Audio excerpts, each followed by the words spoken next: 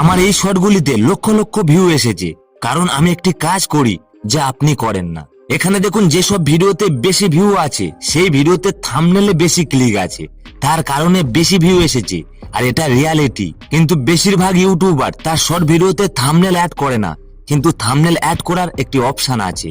আপনারা যখন short video upload করবেন, এই এডিট অপশনে ক্লিক করবেন আর এখান থেকে আপনি থাম্বনেল অ্যাড করে দেবেন। এবার অনেকের মনে প্রশ্ন জাগবে, দাদা এইরকম ভাবে আমিও তো থাম্বনেল অ্যাড করি, তবুও আমাদের ভিডিওতে ভিউ আসে না। আর এখানে সেই টিপসটি আপনাকে দিচ্ছি, যা কোনো ইউটিউবার আপনাকে দেবে না। দেখুন, এখানে যে থাম্বনেল আপনারা অ্যাড করছেন এর কোয়ালিটি অতটা ভালো হয় না।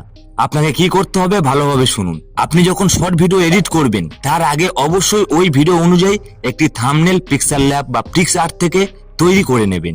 কিভাবে তৈরি করতে হয় পরের ভিডিওতে আপনাকে অবশ্যই দেখাবো। আপনি একটি থাম্বনেল তৈরি করবেন এবং ভিডিওটি যখন এডিট করবেন ভিডিওর শেষে বা ভিডিওর প্রথমে ওই থাম্বনেল অ্যাড করুন। এবারে কাজ শেষ। এবার যখন শর্ট ভিডিও আপলোড করবেন কলম চিহ্নে ক্লিক করুন, আপনার থাম্বনেল তো অ্যাড করা আছে, এটা সিলেক্ট করুন। আর এই থাম্বনেল অ্যাড করার মানে এটা এইচডি থাম্বনেল, দেখতে ভালো লাগবে, অডিয়েন্স বেশি ক্লিক করবে। আর প্রত্যেকটি বড় ইউটিউবার এমন ভাবে থাম্বনেল অ্যাড করে, কারণ ইউটিউব শর্ট ভিডিওতে কাস্টম থাম্বনেল অ্যাড করার কোনো অপশন দেয়নি।